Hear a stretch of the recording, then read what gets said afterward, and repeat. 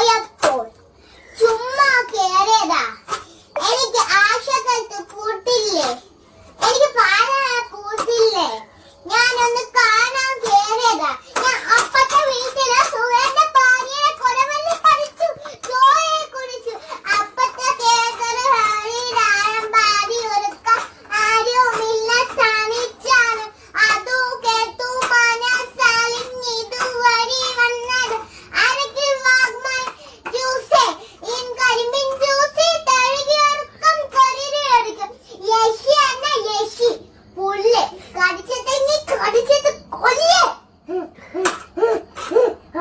യശി വന്നിരിക്കണോ യശി? അയക്ക ഭാവയാമി യശി, അയ്യൊക്കെ ഭാവയാമി.